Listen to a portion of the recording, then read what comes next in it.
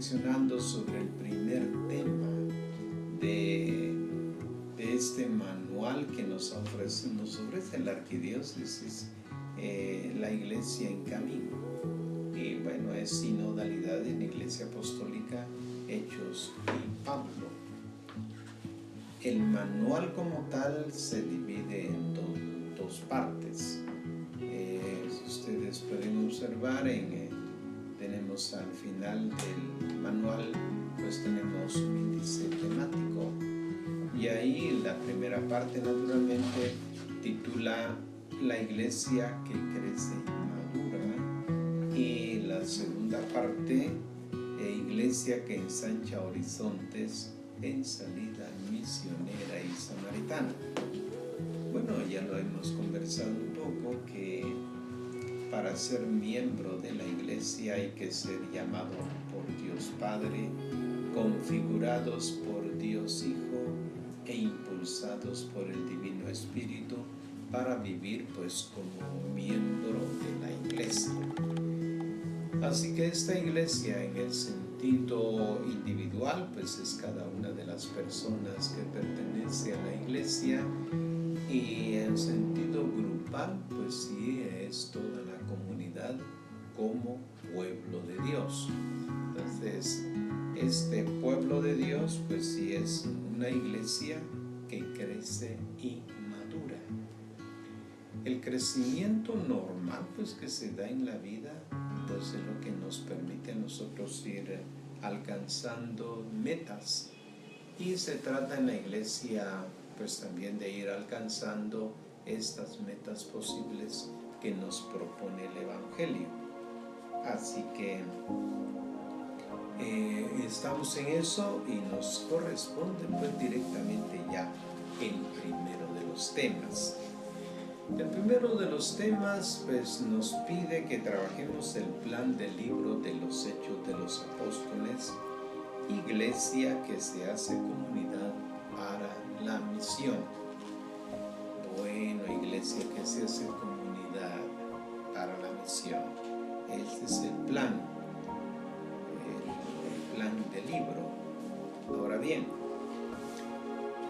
siempre trataremos de ir compaginando, es decir, esta visión que tiene la obra del Evangelio de Lucas y Hechos de los Apóstoles, que es como un paralelismo. Un paralelismo tiene un primer cuadro en el que nos ofrece una visión, y en el segundo cuadro plantea otra forma. Y eso es lo que pasa con el Evangelio según San Lucas, que es lo que Jesús dijo, hizo y enseñó, lo está viviendo la iglesia primitiva. Ellos también siguen el mismo esquema de Jesucristo.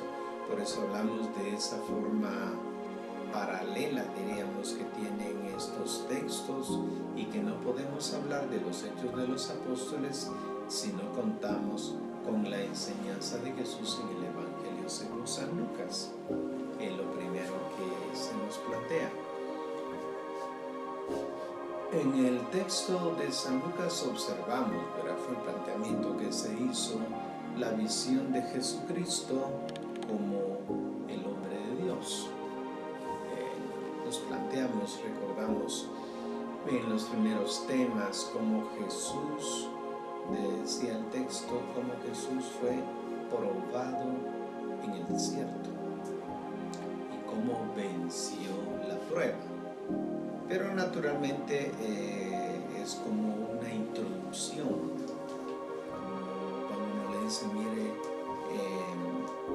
para salir adelante usted tiene que llenar estos requisitos y al final vamos a evaluar. Jesús de Nazaret es presentado por el evangelista no como una historia propiamente dicha, sino como una historia de salvación. El Hijo de Dios pues se somete a una prueba, y están las tres grandes pruebas, tres carriles que atravesarán todo el Evangelio. Así que esas coordenadas, diríamos, están atravesando todo el texto. La primera prueba fue si Jesús era hijo de Dios, que de aquellas piedras las convirtiera en panes.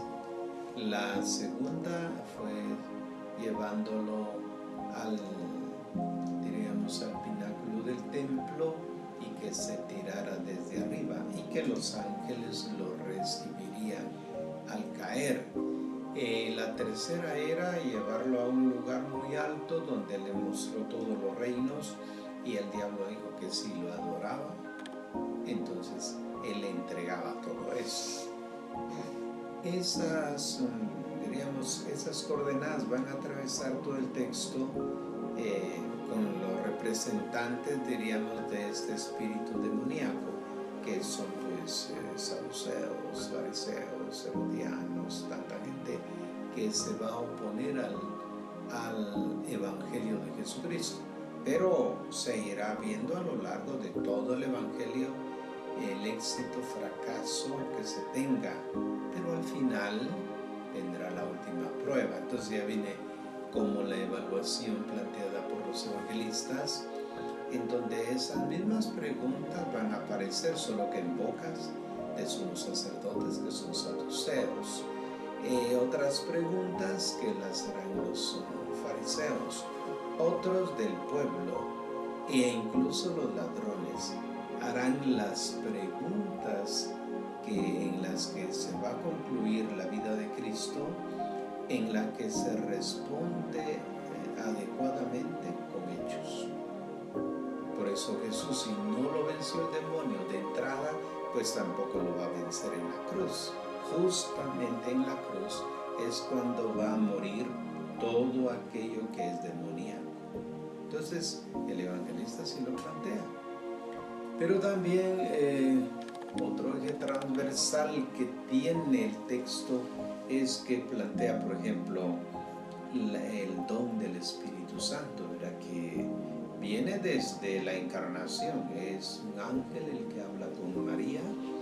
Y a la pregunta ¿cómo será esto? Puesto que no conozco varón, el ángel le dirá: mira, el Espíritu Santo descenderá sobre ti, la virtud del Altísimo te cubrirá con su sombra.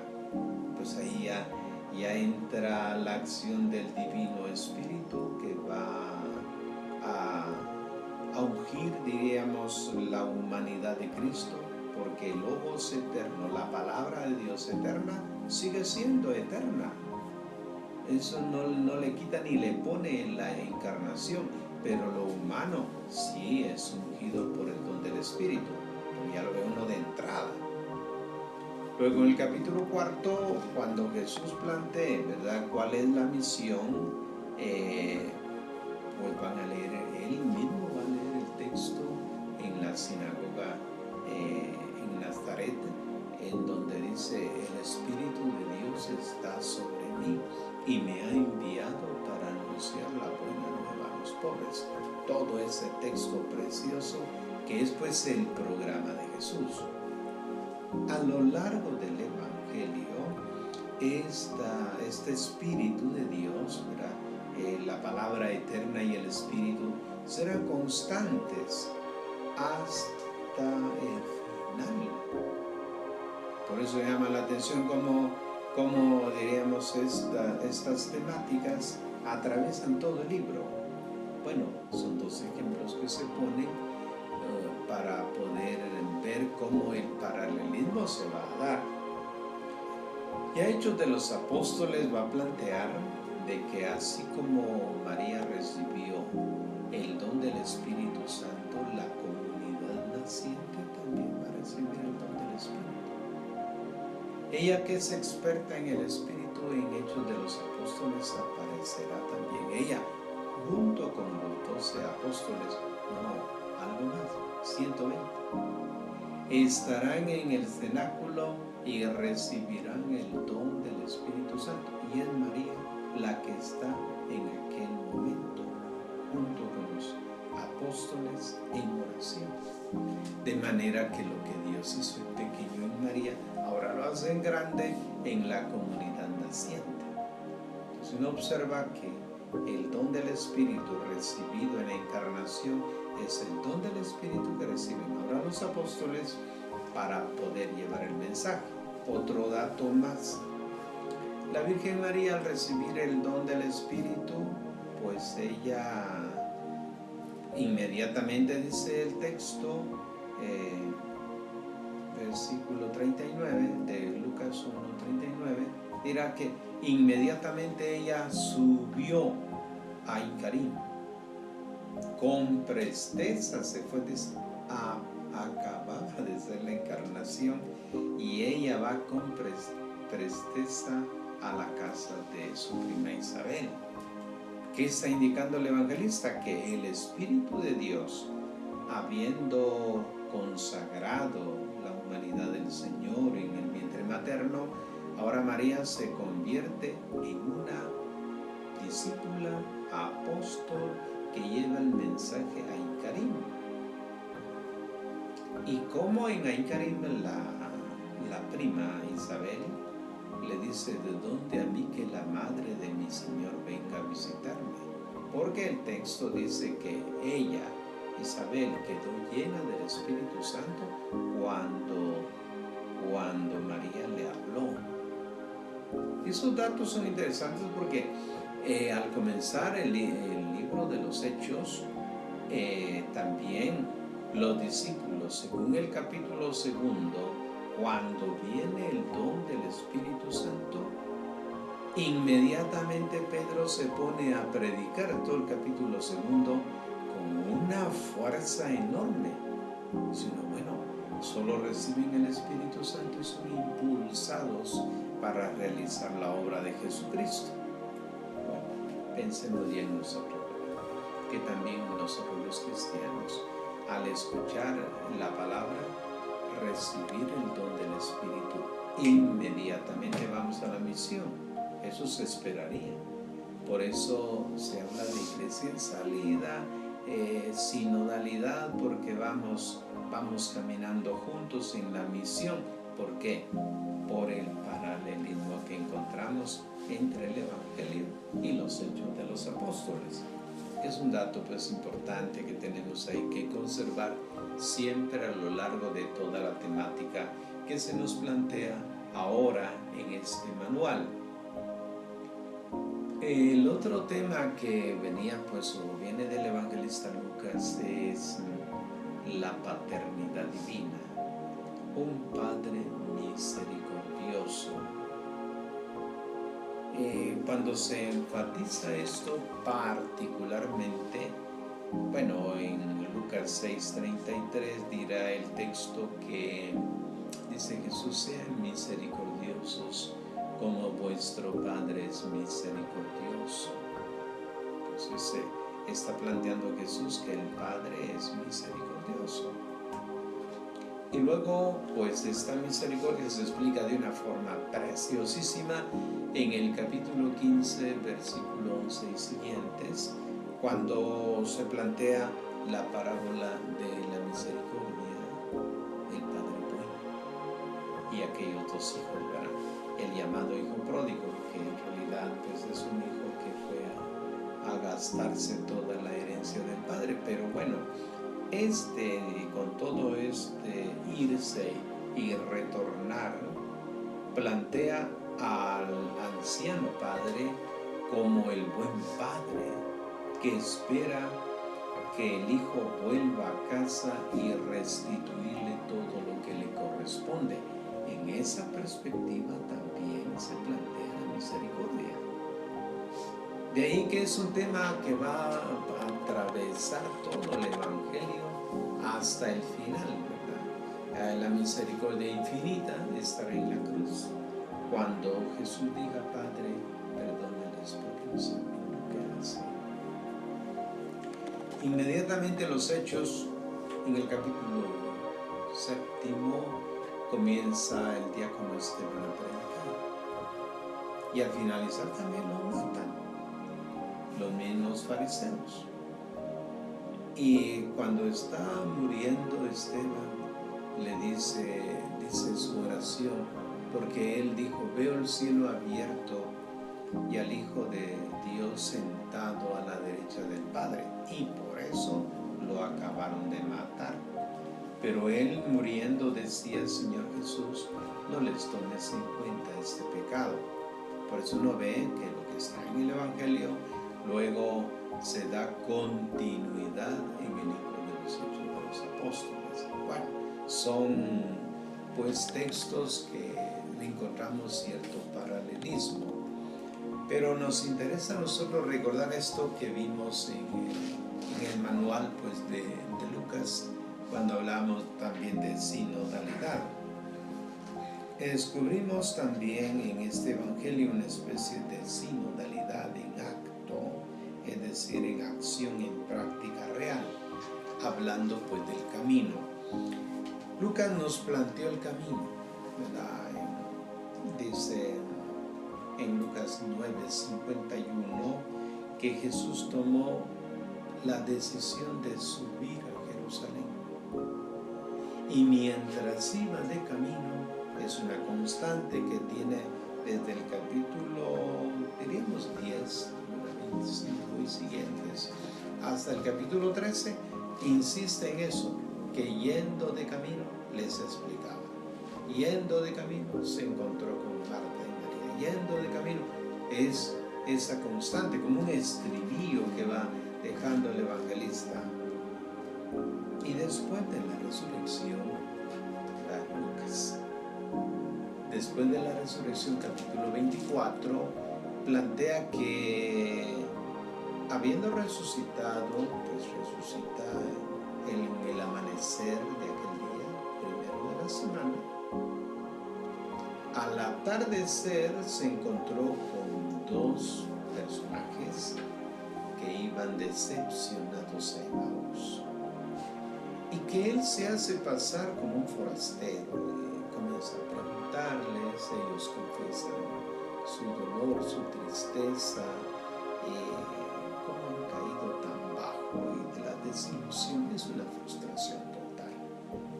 Pero dice el texto que mientras eso pasaba, le dijo: pero ustedes, ¿cómo pues les cuesta entender de que todo eso se tenía que cumplir?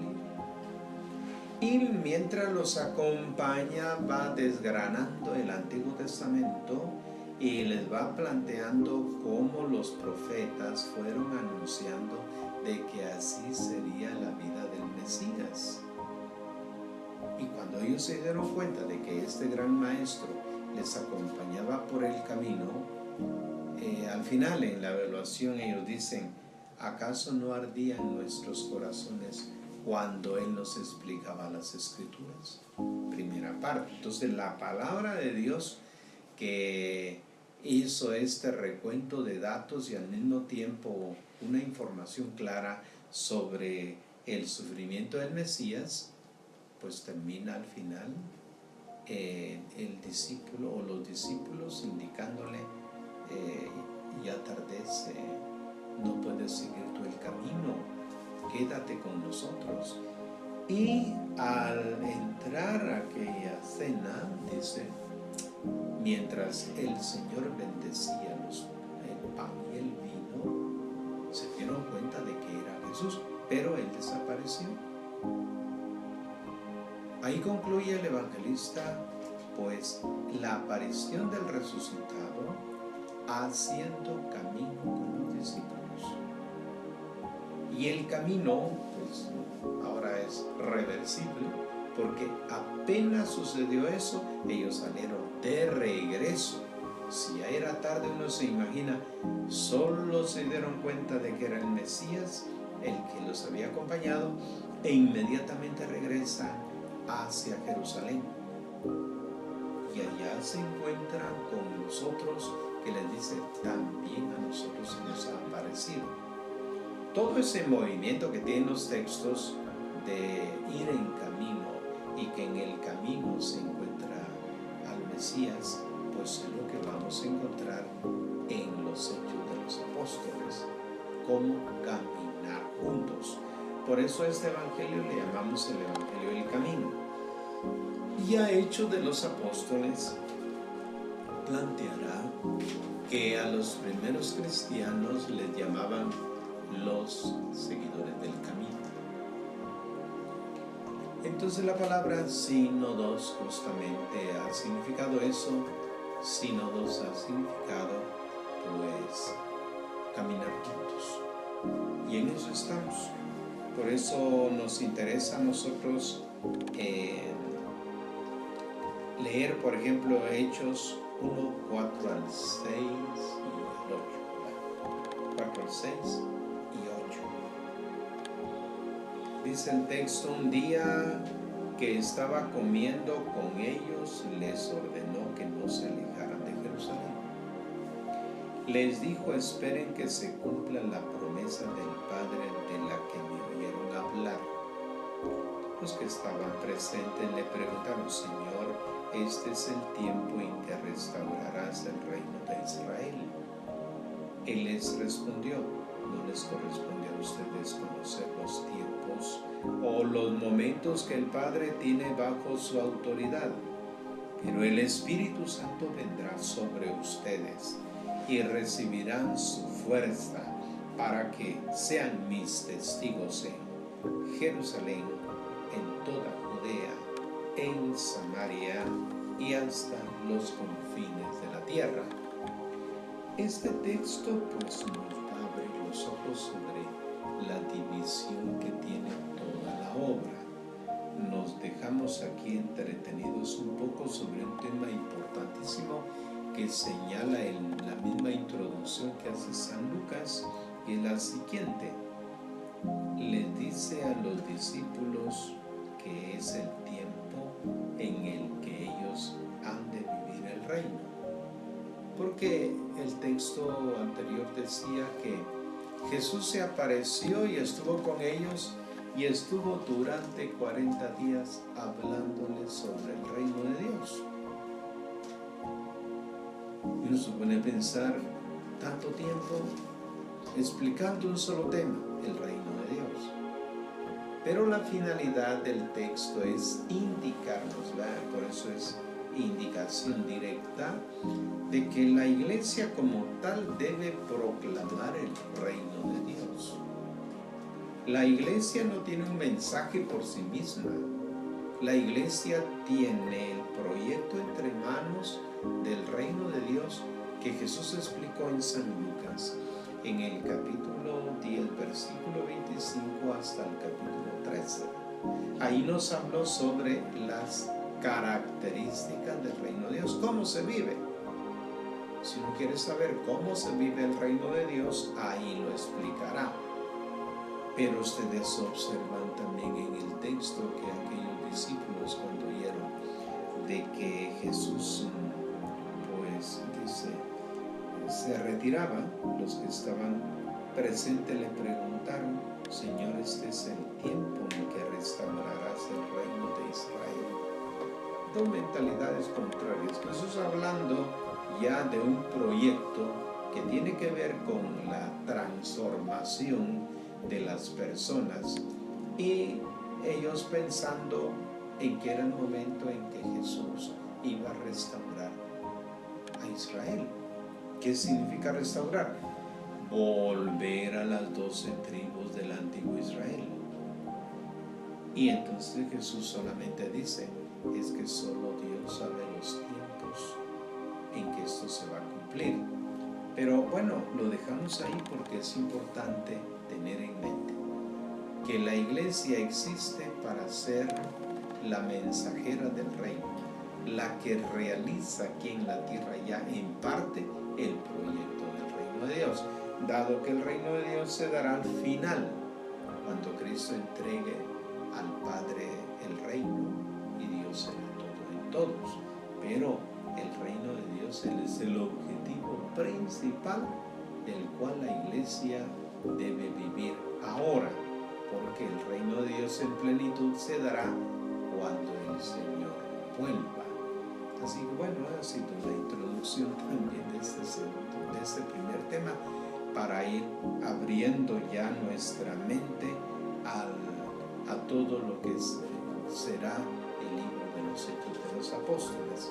Así que en la próxima estaremos ya hablando directamente de la división del texto.